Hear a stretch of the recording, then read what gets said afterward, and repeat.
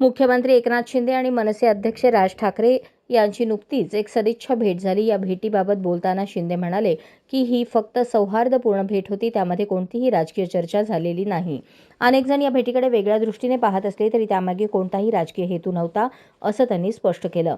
राज ठाकरे यांच्याशी सामाजिक मुद्द्यांवर संवाद झाला, पण निवडणुकीसंबंधी किंवा युतीसंबंधी काहीही चर्चा नाही, असंही शिंदे यांनी सांगितलं। त्यामुळे या भेटीचं राजकारण न करता ती एक सदिच्छेच्या नात्याने बघायला हवी। सदिच्छा भेट होती। मला वाटतं याचा राजकीय अर्थ काढण्याची काहीच आवश्यकता नाही।